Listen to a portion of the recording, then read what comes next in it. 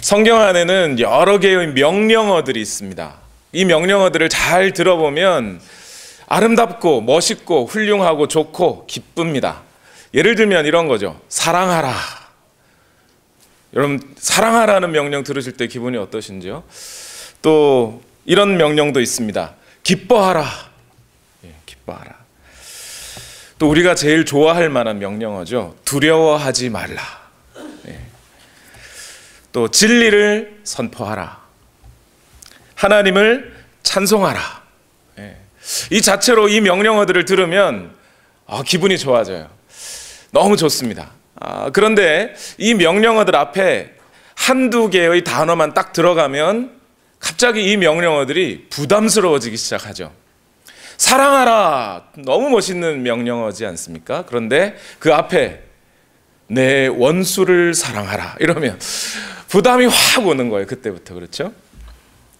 또 기뻐하라. 너무 좋습니다. 기뻐하라. 그런데 앞에 항상 기뻐하라. 이러면 부담이 돼요. 감사하라도 너무 좋아요. 감사하라. 감사하면 좋을 것 같아요. 그런데 앞에 이 말이 붙으면 어려워요. 언제나 모든 일에 감사하라. 부담이 됩니다. 하필이면 오늘 에베소서 5장 20절 추수감사절의 말씀으로 본문을 정했는데 이 본문의 말씀에 이런 말씀이 붙어 있어요. 다 같이 읽어볼까요? 시작. 모든 일에 언제나 우리 주 예수 그리스도의 이름으로 하나님 아버지께 감사를 드리십시오. 감사를 드리는 건 좋은데 모든 일에 언제나 이 두 가지 말이 우리 마음을 확 짓누르게 되기도 합니다. 이게 왜 부담이 될까요? 사람이 어떻게 모든 일에 감사할 수 있어? 기쁠 때 감사할 수 있지만 슬플 때도 감사할 수 있나? 즐거울 때 감사할 수 있지만 고통스러울 때도 감사할 수 있나? 라는 생각이 자연히 우리 속에 들게 됩니다. 예를 들어 볼까요? 젊은 나이에 큰 병으로 죽어가는 남편이 있습니다. 이제 남편 죽으면 나 혼자 남습니다. 이럴 때 아내가 감사할 수 있을까요? 또 병 낫기를 위해서 열심히 기도했는데 옆집 아저씨는 병 낫던데 부흥회 가보니까 저 뒷집 김씨는 병이 낫던데 왜 내 남편은 낫지 않을까? 이럴 때 감사할 수 있을까요? 요즘 젊은 학생들이 이력서를 들고 수많은 직장에다가 이력서를 냅니다. 30군데, 40군데, 50군데 다 냈어요. 그런데 그 직장에서 인터뷰도 안 해요. 이력서 한번 보더니 스펙이 안 좋다고 바로 그냥 퇴짜를 났습니다. 기분 좋을까요? 감사할 수 있을까요? 네, 그나마 삶의 일부분 좀 힘든 일이 있어도 다른 부분으로 즐거워할 수 있으면 좋겠습니다. 이력서를 아무리 내도 직장에서 받아주지 않는데 우리 아버지가 억만장자예요. 그러면 괜찮죠. 그런데 이 모든 일들이 한꺼번에 터지면 어떻게 될까요? 제가 아는 한 권사님이 있습니다. 남편이 일찍 돌아가셨어요. 그나마 아들, 딸 잘 키웠습니다. 그런데 결혼하고 난 다음에 딸이 대장암 말기로 시한부 인생을 살게 됐습니다. 딸이 암에 걸렸다는 것을 알고 나서 사위는 딸을 버렸습니다. 아들도 결혼해서 며느리를 봤는데 며느리도 딸과 같은 병입니다. 이 무렵 아들은 사기를 당해서 전 재산을 탕진해 버렸습니다. 이 네 사람이 작은 쪽방 같은 집에서 한 집에서 같이 살아야 합니다. 이래도 이런 일로도 감사할 수 있을까요? 오늘 우리가 이러한 비슷한 상황을 닥치신 분들께 성경의 명령이니 성경의 말씀이니 모든 일에 항상 감사하십시오라고 말한다면 때로 이것은 어떤 분들에겐 너무 이상적인 말로 들리거나 심지어 어떤 경우에는 언어폭력이 될 수도 있습니다. 그래서 저도 목사로서 남 이야기 하듯이 여러분 그래도 감사하셔야 합니다 라고 말하기가 참 어렵습니다. 특히 오늘 본문에 있는 이 말씀을 적은 바울의 상황이 로마의 감옥에서 주 예수 그리스도를 만나고 하나님의 복음을 증거하다가 억울하게 갇혀서 로마에 홀로 쓸쓸히 남아있는 바울이 에베소라는 교회, 많은 성도들이 대부분은 노예였을 것 같은, 그리고 많은 성도들이 목사님을 잃고 자기가 예수 그리스도를 믿는다는 이유 하나만으로 우상숭배자들로부터 폭력을 당해야 하는 그런 상황에서 교회 안에는 유대인과 이방인들 사이에 차별이 존재하는 바로 그 시점에 바울이 편지하고 있습니다. 항상 모든 일에 감사하십시오. 그 구절을 들고 제가 오늘 여기 서서 남일날 이야기하듯이 여러분 다 항상 감사하셔야 합니다, 감사주일이니 감사하셔야 합니다라고 말하기가 참 어렵습니다. 그래서 오늘 본문을 연구하면서 제 마음에 스펄전 목사님의 마음이 조금 이해되기 시작했습니다. 스펄전 목사님은 설교의 황태자라는 이름이 불리는 옛날에 유명한 영국의 목사님이었습니다. 그런데 그 말년에 목사님이 우울증으로 고생하셨다는 이야기를 들었습니다. 목사가 우울증이라니 이해가 되지 않죠. 뿐만 아니라 이 무렵에 스펄전 목사님은 자주 이런 이야기를 했어요. 목사라는 직업으로 말하면 정말 저주받은 직업입니다 라고 이야기를 했대요. 자주. 왜 그랬을까요? 목사라는 사람들이 설교를 하면서 남에게 이야기하듯이 자기는 지키지 않아도 되고 자기는 괜찮으니까 자기는 그냥 말만 전하는 사람들이었다면 그렇게 우울증에 걸릴 만큼 힘들지 않았을 거예요. 그런데 그 목사들조차도 자기가 한 말을 자기도 살아내야 하고 그 말씀을 진실되게 전해야 하다 보니 자기가 말한 양의 수만큼 자기도 거기에 따라 행해야 되니 어려운 거예요. 힘들고 그 말씀들이 계속 자기를 찌르는 거예요. 자기는 아무런 생각 상관없이 그냥 항상 감사하십시오라고 말할 수가 없는 거죠. 힘들고 지친 사람들의 마음을 끌어안고 그럼에도 불구하고 내가 저 사람 같았어도 아팠을 것이다, 감사하기 어려웠을 것이라는 그 마음을 끌어안고 설교해야 하니 얼마나 어려웠을까요? 오죽하면 저주받은 직업이라고 했을까요? 그래서 오늘 저는 추수감사절을 맞이해서 오늘 여러분과 함께 이 언제나 모든 일에 감사하라고 하는 이 성경의 말씀을 조금 나누고 싶은데요, 제가 열심히 이 말씀을 묵상하고 고민하고 제 자신을 고치고 또 고치고 고쳐봐도 물론 이 말씀을 하셨던 그 바울 목사님만큼 제 마음이 그렇게 진실되지는 않은 것 같아요. 그럼에도 불구하고 이 말씀 속에서 오늘 우리가 항상 언제나 모든 일에 감사할 수 있는 비결 몇 가지를 여러분과 나누려고 합니다. 남의 일이라 생각지 마시고 내가 힘들었을 때도 내가 고통스러울 때에도 나는 감사할 수 있을까를 생각하시면서 말씀을 들어주시면 좋겠어요. 오늘 우리가 항상 모든 일에 감사할 수 있는 첫 번째 비결은 바로 예수 그리스도를 기억함으로써 감사할 수 있습니다. 오늘 본문 에베소서 5장 20절 말씀을 다 같이 한 번 더 읽어봐 주실까요? 시작. 모든 일에 언제나 우리 주 예수 그리스도의 이름으로 하나님 아버지께 감사를 드리십시오. 모든 일에 언제나 감사를 드리십시오. 그런데 그냥 모든 일에 언제나 그냥 감사가 아니라 그 사이에 바울은 분명히 이 말을 집어넣고 있어요. 우리 주 예수 그리스도의 이름으로, 예수 그리스도 그분을 기억하며. 목사님 너무 뻔한 비결인데요, 목사니까 저런 소리 하지, 저도 해봤는데 잘 안 되던데요, 감사가 잘 안 나오던데요 하시는 분이 있을 수 있습니다. 그런데 여러분 잘 한번 생각을 해보시죠. 만약에 오늘 오후 4시에 제가 친구와 약속이 있습니다. 그런데 제가 어젯밤부터 밤을 새고 힘들고 지친 몸에 아침부터 할 일이 많아서 또 공부를 열심히 해놔서 설교 준비도 해야 되는데 너무 힘들고 시간이 없어서 막 힘든 중에 오후 4시에 친구 만남에 가려고 하니 힘들어요. 때마침 오후 3시 반쯤 됐는데 친구에게서 전화가 왔습니다. 아무래도 오늘 4시에 못 만날 것 같아. 그럼 제 마음이 어떨까요? 말로는 아유 오늘 못 만나서 너무 안타까워, 아쉬워. 하지만 속으로는 아유, 다행이다 하지 않겠습니까? 그죠? 반대로 일주일 내내 혼자 그냥 집에서 틀어박혀서 아무것도 못하고 외롭고 힘들게 지친 마음으로 지냈어요. 그런데 친구가 오후 4시에 만나자는 거예요. 야, 너무 기분이 좋습니다. 2시간 동안 저는 화장을 안 했겠네요. 화장하고 치장하고 준비해서 이제 친구 만나려고 오후 3시 30분에 친구 만나려고 집 앞을 나서는데 친구에게 전화가 왔어요. 아무래도 오늘 못 만날 것 같아. 기분이 어떨까요? 그렇게 준비했는데 화나지 않을까요? 이게 무슨 말입니까? 오후 4시에 약속이 있었는데 오후 3시 30분에 약속이 취소된 건 똑같은 상황이에요. 문제는 누구에게 있어요?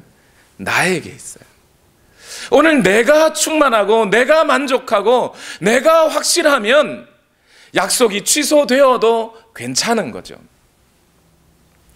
오늘 내 영혼이 풍성하고 내 비록 환경이 열악하다 할지라도 내 영혼이 풍성하고 내 영혼이 만족하면 언제든지 감사는 나올 수 있다는 얘기예요. 그러면 오늘 내 영혼을 만족해 하신 분이 누구십니까? 바로 그 예수 그리스도가 아닌지요. 예수 그리스도를 한번 생각해 보십시오. 오늘 우리를 구원하기 위해 이 세상에 오신 하나님의 아들입니다. 내 죄를 사하시고 나를 구하시기 위해 잔인한 십자가에 달려 죽으셨습니다. 그러나 그는 죄가 없으시기에 죽음이 그를 붙잡지 못하고 하나님의 능력이 그를 살려 사흘 만에 부활하셨습니다. 이제 그분을 믿고 자신의 죄를 회개하며 그 마음에 주와 구세주로서 이 예수님을 받아들이기만 하면 그 모든 사람들이 용서를 받을 수 있습니다. 그리고 우리는 이 예수님 때문에 영원히 하나님의 자녀로서 하나님의 나라를 상속받아 살아갈 수 있게 되었습니다. 그리고 이제는 우리 모두의 신분이 하늘에 속하여 하나님 나라의 시민권을 가지고 몸된 교회로서, 그리스도의 몸된 교회로서 살아가게 되었습니다. 이 세상을 살아가는 모든 순간 예수 그리스도께서 내가 너희와 항상 함께 하겠다고 하신 그 약속의 말씀을 붙잡고 우리는 오늘 살아갈 수 있습니다. 그렇다면 오늘 내 영혼이 이 예수 그리스도로 만족해질 수만 있다면 오늘 우리의 상황이 어떠하든지 그것이 기쁨에서 절망으로 때로는 즐거움이 고통으로 바뀐다 할지라도 만족할 수 있지 않을까요? 오늘 서로 세상에서 내가 얻은 것이 아무것도 없을 수 있고 내가 가진 것이 없다 하더라도 예수 그리스도 한 분 소유하고 그분 안에서 발견되고 내가 그분을 발견한 것으로서 하나님의 자녀가 된 것으로 진정한 행복을 찾을 수만 있다면 언제든지 어떤 조건에서도 감사할 수 있지 않을까요? 오늘 우리가 예수 그리스도를 기억하지 못하기 때문에 그분의 은혜와 은택이 얼마나 소중하고 큰 것이었는지를 우리가 기억하지 못하기 때문에 우리 안에서 감사가 사라진 것은 아닐까요?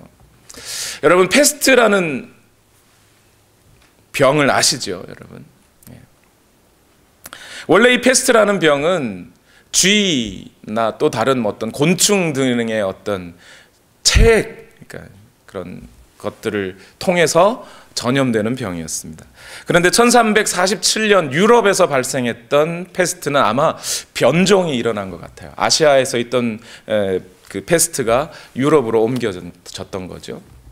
그로부터 약 한 4년여에 걸쳐서 유럽에서는 이 흑사병이라고 하는 이름하는 이 패스트로 약 2천만 명이 죽었습니다. 그 사건으로 유럽 인구의 5분의 1이 줄어들었어요. 그리고 심지어 이 병 때문에 100년 전쟁이라는 전쟁이 멈췄어요. 우리 그만하자 전쟁. 일단 패스트부터 처리하고 전쟁 나중에 하자 했던 거죠. 또 대규모의 이런 인구가 죽고 그래서 노동력이 없어지고 유럽 경제의 기반을 이뤘던 봉건제도라는 것도 무너져 버렸습니다. 패스트라는 병 하나가 수많은 사람들에게 단지 병뿐만이 아니라 엄청난 두려움으로 찾아오게 된 거죠. 그러다 보니 이 패스트라고 하는 병에 걸리면 당장 사람들이 두려움을 갖게 됩니다. 부모, 형제, 자녀들 또는 친구, 연인, 부부 할 것 없이 상대방에게 패스트가 걸렸다, 그 증상이 드러났다고만 하면 당장 격리하지 않으면 살 수 없는 그런 무서운 병이었습니다. 그런데 만약 말이죠, 여러분들이 한참 연인 관계에 데이트를 하고 있는데 여러분의 남자친구가 또는 여자친구가 이 패스트에 걸렸습니다. 그래서 당장 격리되어서 격리병동으로 들어가야 합니다. 그런데 내 사랑하는 오빠가, 내 사랑하는 그녀가 오늘 내가 격리병동에서 패스트로 죽어가고 있는 이 시점에 그 격리병동의 문을 활짝 깨치고 벽을 무너뜨리고 들어와서 내가 너와 함께 죽겠다, 걱정하지 마라, 내가 옆에 있으니 넌 살아날 거야, 힘내 힘내 힘내 하면서 살아났다고 칩시다. 여러분, 그 애인을 버리실 건가요? 나를 살려준 그 애인을요? 죽을 때까지 그 고마움을 잊지 않지 않겠습니까? 오늘 우리가 예수 그리스도의 그 죽으심을 맛보았다면, 하나님이신 분이 친히 그 자신을 낮추어서 이 땅에 오시고 허물과 죄로 죽었던 나를 살리셨다는 것을, 아니 그냥 옆에서 힘내라 힘내라 한 것 정도가 아니라 나 대신 죽어주시고, 그래서 나를 살리시고 그분이 죽어주셨다면, 그래서 그 은혜를 내가 오늘 입고 산다면 죽을 때까지 그 은혜가 잊혀지겠습니까? 적어도 패스트에서 나를 살리기 위해 격리실로 들어와 준 애인에게 고마워할 줄 안다면 허물과 죄로 죽었던 나를 살리신 예수 그리스도를 인해서 언제나 감사할 수 있지 않을까요? 두 번째 비결입니다. 우리가 어떻게 하면 언제나 모든 일에 감사할 수 있을까요? 그것은 하나님이 아버지이심을 기억할 때 감사할 수 있습니다. 에베소서 5장 20절 말씀 다시 한번 읽어보겠습니다. 시작. 모든 일에 언제나 우리 주 예수 그리스도의 이름으로 하나님 아버지께 감사를 드리십시오. 우리말로는 여기에 그냥 하나님 아버지께 이렇게 적혀져 있습니다. 우리말의, 한국말의 순서에 따라서요. 그런데 이 말을 영어로 쭉 읽어보면 Giving thanks to God and the Father 이렇게 되어 있어요. God과 Father라고 하는 이 두 개의 단어를 관사, 아티클 하나, the라는 아티클 하나로 묶어놓고 있고 그 사이에 and, 헬라어로는 카이라는 접속어가 들어가 있어요. 뭐 문법적으로 무슨 얘기를 하려고 하는 게 아니라 지금 바울은 무슨 얘기를 하고 있냐면, 여러분 감사하십시오. 누구에게? 하나님께, 곧 우리의 아버지께 감사하십시오. 이렇게 말하고 있다는 거예요. 하나님, 곧 우리 아버지께 감사를 드리십시오. 우리가 감사를 드려야 할 분이 하나님이신데 저 멀리 떨어져 있는 어떤 분이 아니라 바로 나의 아버지라면 언제나 감사할 수 있는 거 아닐까요? 예수님은 친히 이 땅에 계실 때 하나님이 아버지이시며 또한 그분을 가까이 하여 기도하는 것이 얼마나 복된 일인지를 말씀하셨습니다. 요한복음 16장 26절과 27절에 그날에는 너희가 내 이름으로 아버지께 구할 것이다. 내가 너희를 위하여 아버지께 구하겠다는 말이 아니다. 아버지께서는 친히 너희를 사랑하신다. 그것은 너희가 나를 사랑하였고 또 내가 하나님께로부터 온 것을 믿었기 때문이다. 이렇게 말씀하셔요. 예수님 자신이 오늘 우리를 하나님과 아버지와 자녀된 관계로 우리를 묶어주시기 위하여 친히 자신이 죽어주셨고 우리에게 부탁하고 또 이야기하고 계신 거예요. 하나님 아버지는 너희를 사랑하셔서 너희와 항상 함께 하시고 너희의 기도를 듣기를 언제나 원하고 계신다고 우리를 친밀하게 묶어주신 거죠. 그래서 바울은 이 예수님의 말씀을 다시 우리에게 전하면서 하나님 곧 너희 아버지께 감사하라 이렇게 말을 전하고 있는 거예요. 저는 이 말씀을 통해서 알게 되었습니다. 감사란 어떤 환경이나 이유가 있어서 감사한 게 아니라 오늘 우리가 하나님을 얼마나 가까이 하느냐에 따라 감사의 양이 결정되더라는 거예요. 즉 우리가 하나님을 얼마나 가까이 하느냐 하는 것은 우리의 믿음의 척도이기도 하고 감사의 척도이기도 하다는 것이에요. 하나님이 아버지로서 가까이 여겨지는 사람은 어떤 환경이나 어려움이 닥쳐도 감사할 수 있지만 하나님이 멀면 멀수록 감사도 사라지게 된다는 거죠. 예를 들어 보면 술주정뱅이로 살아가는 아버지에게 두 아들이 있었습니다. 어머니는 남편의 술주정과 폭력으로 이미 집을 나갔습니다. 두 아들이 아버지 밑에서 자랐습니다.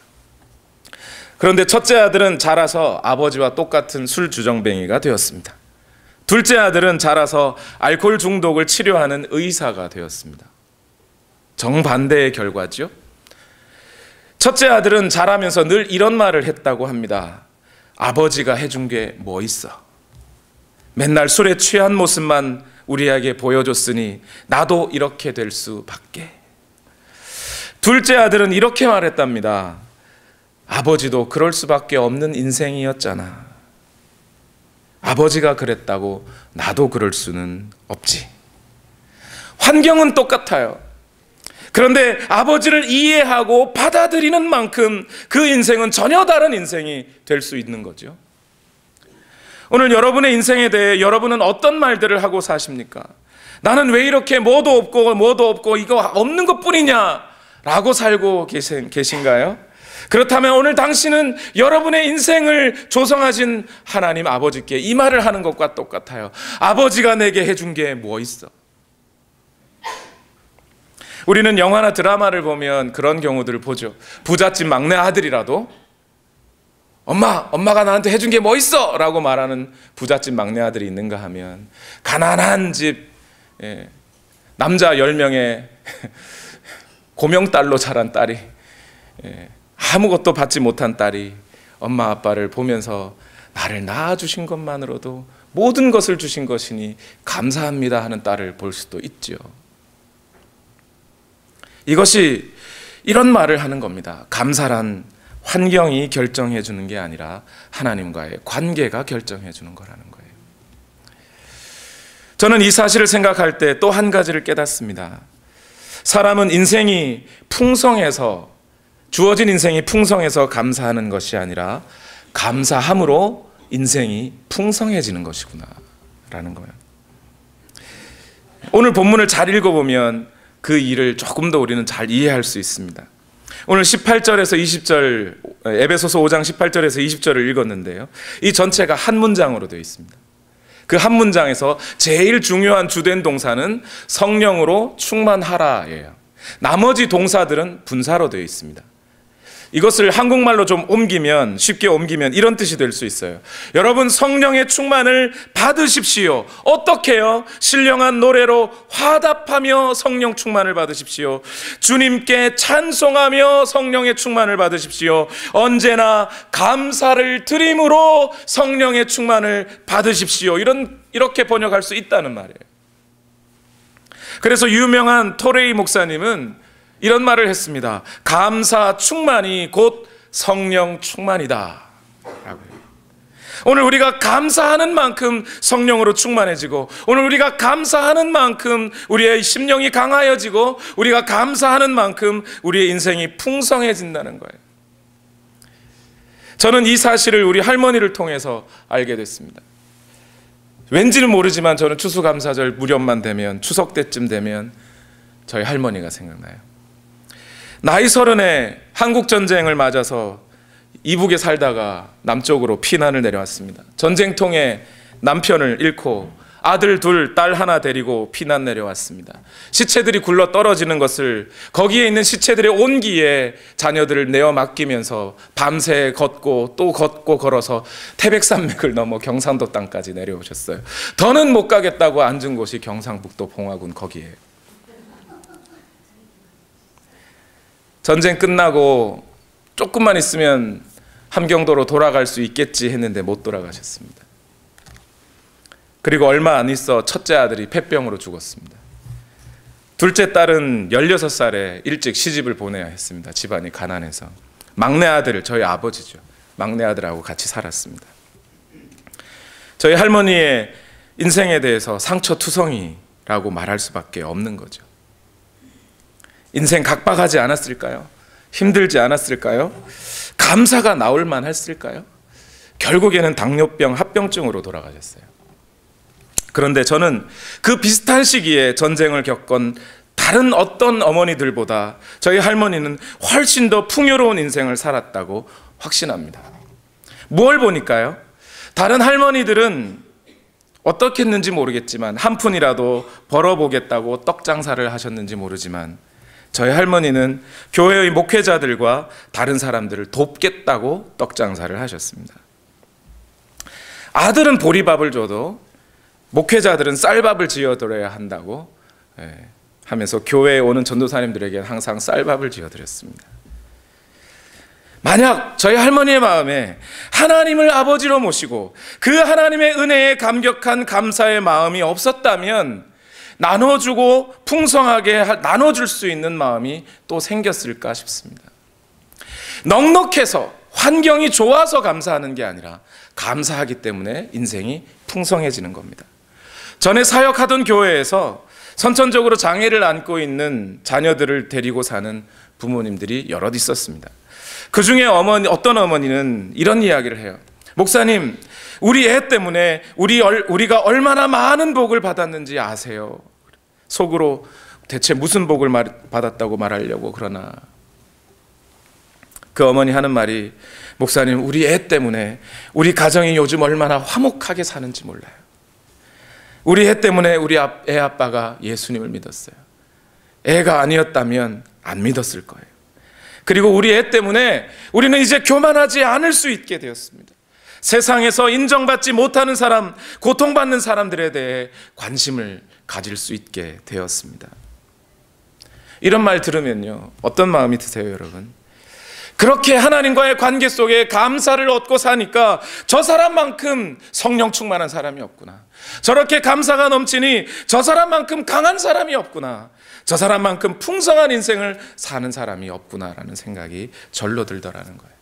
우리가 하나님을 아버지로 인정하고 그 아버지로부터 받은 은혜를 우리가 기억할 때 우리는 감사할 수 있습니다. 마지막 비결로요, 우리가 언제나 감사할 수 있는 비결, 첫째는 예수 그리스도를 기억하는 것이고, 둘째는 하나님의 아버지라는 사실을 기억하는 것이며, 세 번째는 오늘 우리가 그리스도인이 되었다는 영광이 얼마나 풍성한 것인지를 알면 알수록 우리는 항상 감사할 수 있습니다. 오늘 본문 에베소서 5장 3절에서 5절 말씀인데 우리 다 같이 한번 읽어보겠습니다. 시작. 음행이나 온갖 더러운 행위나 탐욕은 그 이름조차도 여러분의 입에 담지 마십시오. 그렇게 하는 것이 성도에게 합당합니다. 더러운 말과 어리석은 말과 상스러운 농담은 여러분에게 어울리지 않습니다. 오히려 여러분은 감사에 찬 말을 하십시오. 여러분은 이것을 확실히 알아두십시오. 음행하는 자나 행실이 더러운 자나 탐욕을 부리는 자는 우상 숭배자여서 그리스도와 하나님의 나라를 상속받을 몫이 없습니다. 정말 무시무시한 말씀입니다. 여러분은 이 명령의 말씀을 어떻게 받아들이십니까? 음행과 더러운 것과 탐욕은 입에도 담지 말래. 그런 사람은 지옥 간대잖아. 내가 벌써 말해버렸네. 바울 목사님도 이 얘기 하느라고 말했는데 지금 음행이나 더러운 거 탐욕 이렇게 자기도 입에 담아놓고 왜 우리 보고 혹시 그렇게 받아들이시는 거 아닙니까, 여러분? 오늘 여기서 바울이 강조하고 있는 말이 뭔가요? 이런 것을 말하는 것은, 음행이나 온갖 더러운 행위나 탐욕은 그 이름조차 여러분의 입에 담지 마십시오. 그렇게 하는 것이 성도에게 어떠하다고요? 합당하다고요. 이런 것을 입에 담지 않는 것이 성도들에게 당연하고 성도들에게 어울리는 것이고 그리스도인들에게 어울리는 일이라는 거예요. 반대로 음행이나 더러운 행위나 탐욕 대신 무엇을 말하라고요? 감사를 말하라고요. 감사에 찬 말을 하는 것이 그리스도인에게 어울리는 일이라는 얘기예요. 허물과 더러운 탐욕 대신에 순결, 순수가 아니라 감사가 맞다는 거예요. 이렇게 말씀드리면 어떨까요? 어릴 적에 저희 집에서 개를 키웠습니다. 저희 딸이 또 개 키우자 그럴까 봐 이 말은 차마 못할 뻔했는데 개를 키웠습니다. 한 1년 정도. 되게 큰 애였어요. 제가 생각하기에. 그런데 그 개를 키우기 몇 년 전, 그러니까 제가 아주 어렸을 때였어요. 유치원 형이 다니는 제 유치원도 아니고 저희 형이 다니는 유치원에 놀러 갔다가 정글집에서 막 놀고 있는데 갑자기 그 유치원에서 키우는 개가 저한테 달려들어가지고 여기 종아리를 물렸어요. 그리고 막 거의 패닉에 빠져요. 으아! 이런 소리 지르면서 아직도 기억합니다. 그날을. 그 이후로는요, 개가 무섭습니다. 솔직히. 뭐 멀리 있어도 와 두려워 이런 건 아닌데 가까이 개가 오면 저도 모르게 몸이 움찔하게 됩니다. 그런 저에게 저희 집에서 개를 키웠으니까 또 저는 막내잖아요. 그럼 개밥은 누가 줘요? 제가 줘야 돼요. 개밥을 줄 때마다 힘들어요. 저 어떻게 보통 사람들 가서 쓰다듬고 먹이고 막 손도 입에 막 넣어주고 막 이러는데 저는 그런 거 못 하겠더라고요. 그릇을 멀리서 이렇게 발로 이렇게 밀고 그러고 얼른 도망왔어요. 한 1년쯤 그렇게 키웠습니다. 키우고 개를 팔았어요. 팔려가는 날 개가 저한테 그동안 밥 먹여줘서 고맙습니다 인사 안 하더라고요. 저도 그 개한테 너 왜 고맙다고 인사 안 하니라고 기대하지 않아요. 왜 그렇죠? 개니까. 개는 잘 모르죠. 그런데 만약 그가 개가 아니고 사람이었다면요, 나의 힘든 마음을 다 쏟아 부어가면서 1년 내내 먹이고 입히고 살피고 보살펴 주었다면, 그리고 헤어져야 할 마당에 헤어질 때 그는 내게 뭐라고 해야 돼요? 고맙다고 해야 하는 거죠. 그게 당연한 거죠. 저도 그에게서 감사를 기대할 수밖에 없겠지요. 사람이니까. 그리스도인이란 어떤 사람들인가요? 에베소서 2장 2절에서 5절 말씀에 이렇게 말합니다. 그때 여러분은 허물과 죄 가운데서 이 세상의 풍조를 따라 살고 공중의 권세를 잡은 통치자 곧 지금 불순종의 자식들 가운데서 작용하는 영을 따라 살았습니다. 우리도 모두 전에는 그들 가운데서 육신의 정욕대로 살고 육신과 마음이 원하는 대로 행했으며 나머지 사람들과 마찬가지로 날 때부터 진노의 자식이었습니다. 그러나 하나님은 자비가 넘치는 분이셔서 우리를 사랑하신 그 크신 사랑으로 말미암아 범죄로 죽은 우리를 그리스도와 함께 살려주셨습니다. 여러분은 은혜로 구원을 얻었습니다. 과거에 죽었던 나는, 사단의 올무에 빠져서 이 세상의 풍조를 쫓고 허망한 것에 굴복하고 살았던 나는 이제 하나님의 은혜로 구원받아 영원하신 예수 그리스도의 종이 되었고 하나님의 자녀가 되었고 하나님 나라의 시민이 되었고 우리의 시민권이 저 하늘나라에 있으며 오늘 나는 그 속에서 평안을 누릴 수 있게 되었고 예수 그리스도의 속죄의 은총을 알고 성령의 인치심과 보증하심으로 말미암아 영원하신 하나님의 나라를 상속으로 받아 살아갈 수 있는 존재가 되었습니다. 그것이 그리스도인이 되었다는 거예요. 이거보다 더 큰 은혜가 있을까요? 그러므로 오늘 그리스도인들이 그 본질상 다른 어떤 것이 아니라 감사가 그들의 본질이 되어야 되는 거라는 거죠. 오늘 여기 3절과 5절에 반복적으로 쓰인 단어들을 살펴보면 오늘 우리 그리스도인됨의 의미가 더 분명해져요. 여기 음행이라는 단어는 원어로 포르네이아예요. 뭔 말인지 금세 그 감이 확 오시죠. 영어 포르노그라피가 이 단어에서 나왔어요. 또 더러운 것에 해당하는 말이 아카사르시아라는 단어인데요, 이 단어는 마음의 동기부터 음행과 어떤 음욕들로부터 다 포함해서 더러운 것들을 다 가리키는 말이에요. 세 번째가 탐욕, 플레오넥시아라는 단어인데요, 이 말은 돈과 재물을 취하기 위해 갖는 모든 욕심들 뿐만 아니라 그 돈과 관련된 모든 일들을 포함하는 단어입니다. 인간 역사가 있을 때부터 존재해왔던 성적인 범죄들, 그리고 재물을 얻기 위하여 관련된 모든 악한 동기와 활용들, 그 모두가 다 우상 숭배라는 것이에요. 하나님을 섬기는 것이 될 수 없다는 겁니다. 예, 물론 우리 그리스도인들이 살아갈 때 돈 필요합니다. 그러나 오늘 그 돈이 필요하다고 해서 잘 벌어서 잘 쓰면 좋겠지만 그만큼의 실력이 길러지기 전에 돈이 주어지면 100% 독이 되는 겁니다. 하나님은 진짜 그리스도인들에게 때로는 오히려 이것들을 허락하지 않으실 때가 있는 것이죠. 그래서 바울은 지금 이 이야기를 하는 겁니다. 그냥 이런 것들은 입에조차 올리지 마라. 여러분, 마태복음 6장 24절에 아무도 두 주인을 섬기지 못한다. 한쪽을 미워하고 다른 쪽을 사랑하거나 한쪽을 중히 여기고 다른 쪽을 업신 여길 것이다. 너희는 하나님과 재물을 아울러 섬길 수 없다 하셨습니다. 오늘 우리가 두 눈을 갖고 있지만 이 두 눈으로도 두 개를 볼 수가 없지요. 하나만 볼 수 있습니다. 오늘 우리가 돈과 이 세상의 더러운 것들과 음행하는 것들을 보고 사는 것이 우리가 좋겠습니까? 하나님을 섬기고 하나님을 바라보고 사는 것이 좋겠습니까? 물어보나 마나죠. 가난한 것 힘듭니다. 저도 때로는 가난한 것 때문에 하나님께 하나님, 가난한 거 좋은데 책 한 권 사서 읽을 정도는 돼줘야 되지 않겠습니까? 할 정도로 가난했던 적이 있습니다.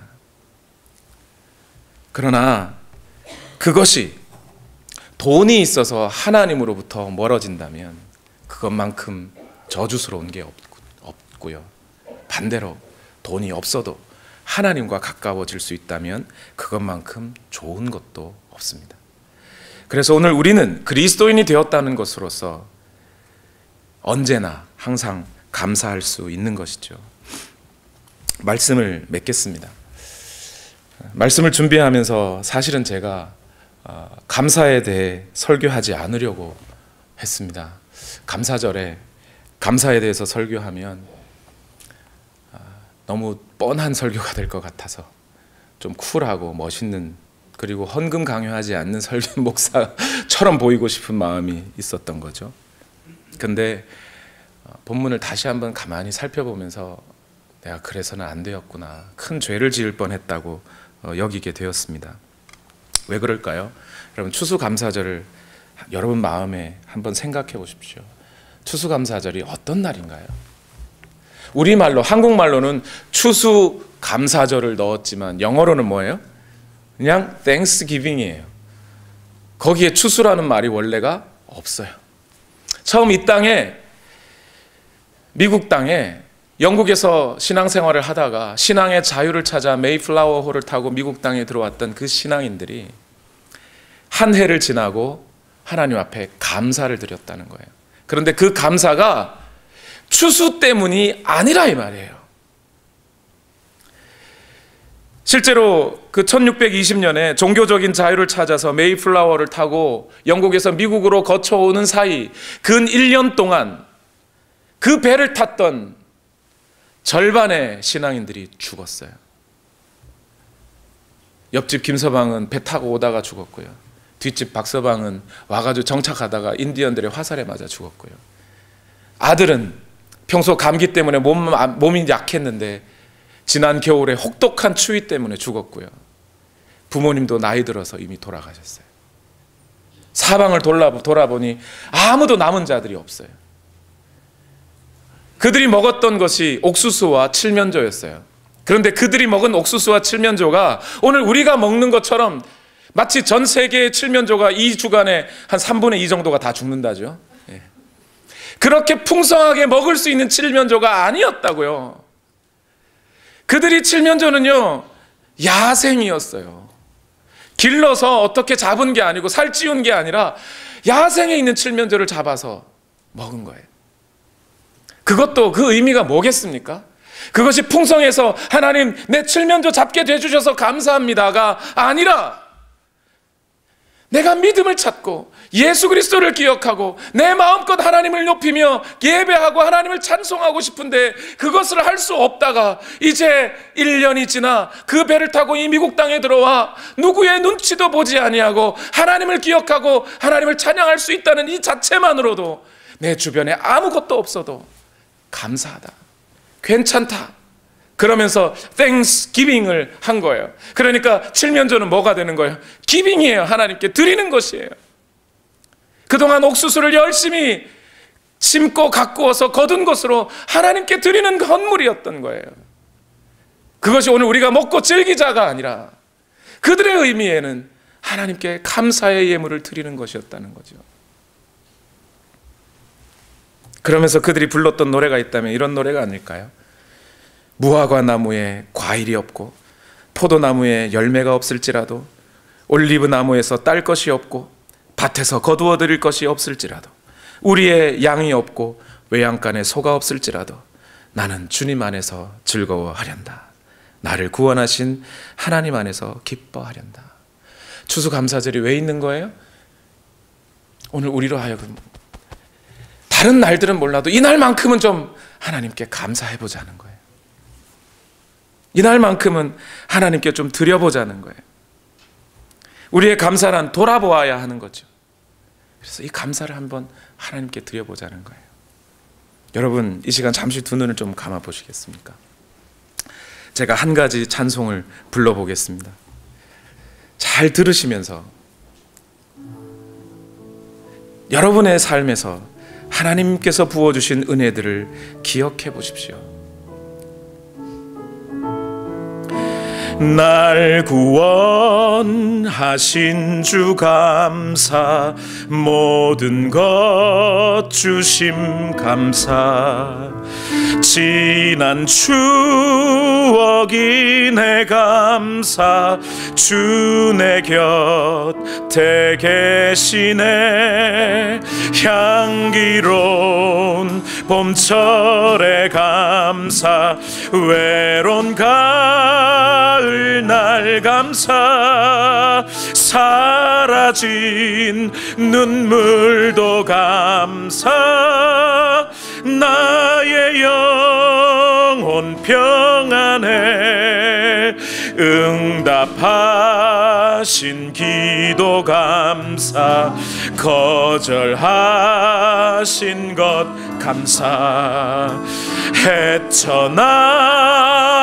풍랑 감사, 모든 것 채우시네. 아픔과 기쁨도 감사, 절망 중 위로 감사, 측량 못할 은혜 감사, 나의 영혼. 우리 다 같이 고백합시다. 날 구원하신 주 감사, 모든 것 주심 감사, 지난 추억 인해 감사, 주 내 곁에 계시네. 향기로운 봄철의 감사, 외로운 가을날 감사, 사라진 눈물도 감사, 나의 영혼 평안에 예영 응답하신 기도 감사, 거절하신 것 감사,